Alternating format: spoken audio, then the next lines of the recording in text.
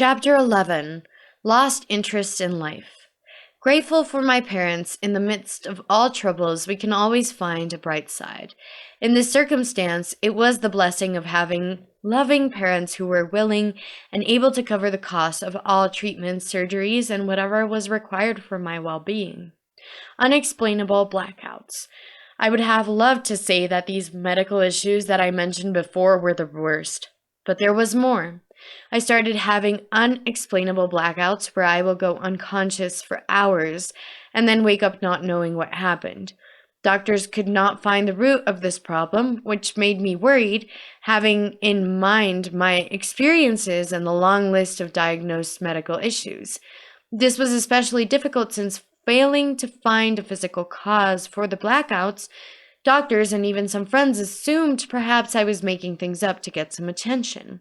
I believed that if the purpose was to get attention, I could have thought of more exciting things to do instead of fainting now and then. Things were just getting out of control, and I began to lose interest in life itself. Depression and suicide. Unknowingly, depression became my unfailing companion. Sadness twisted my reality and convinced me of lies so great that led me to try to take my life not once or twice, but multiple times before the age of 20. I can clearly remember one of those times. I had taken a bottle full of pills I knew I was allergic to. I went to a fast food restaurant, bought a burger, fries, and an enormous glass of soda. I sent farewell messages to my closest friends and drove under a bridge, parked my car, put on some music, ate my last meal, and took as many pills as I could. I quickly lost consciousness. Oh, I was dying. Rescued by Daddy. I can't explain how it actually happened, but my father spotted my car under this bridge and came to my rescue. It was nearly impossible for him to see me because the bridge could be about 300 meters or more high from where I was parked amidst tall trees. You normally don't drive past there and look down because it's steep and the view is obscured. I woke up in the hospital expelling the content of my stomach. I was in very bad shape, but I was alive. When I saw my parents' facial expression, it was one of pain and extreme sadness. At that instant, I wished I had succeeded in my plan.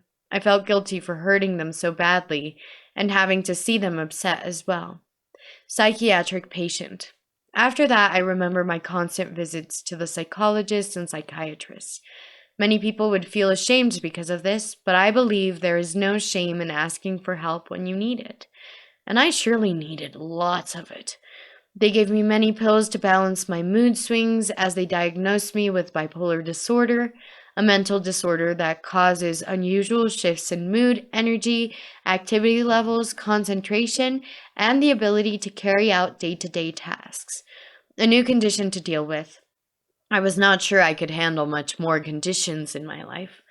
A life I, then, did not wish to live. Side effects of the drugs. By then, the cocktail of medications started shaping my body like what I would call an elephant shape. I was facing the side effects of the pills in my body. I was getting heavier by the day. I had nausea, headaches, and felt weak and sleepy most of the time. I went from being Barbie to Barney. I was not happy with myself, but I figured I could still give a normal life a shot. It was then when people I considered important in my life broke my heart into a million pieces. Heartbroken. Comments from those I considered my brothers and sisters disarmed me and pressed me deeper into the ditch in which I already was. The side effects of the pills were so similar to pregnancy symptoms that the talk of the moment was that I was pregnant. People gossiped about me mercilessly without thinking how much it could hurt me. I wondered why they did not bother to ask me. Being that they were close to me, they didn't even care to know if it was true, nor did they care to inquire what was really going on with me. She is pregnant and not married. Shameless girl, sinner, they said. All these dramas were much more than what I could take. Gossips and more gossips. Seeing how badly this was affecting me, my parents sent me to stay with an aunt for a while.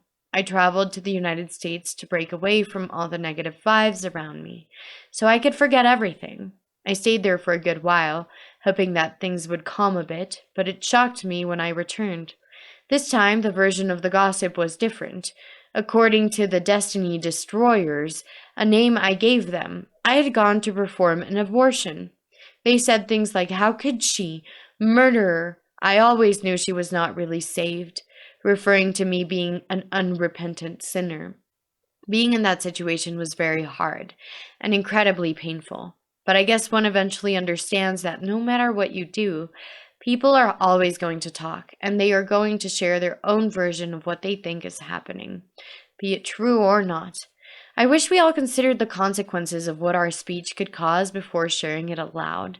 After all, we are accountable for every word we speak, according to the Bible in Matthew 12:36. But I tell you that for every careless word that people speak, they will give an account of it on the day of judgment. Fighting to survive.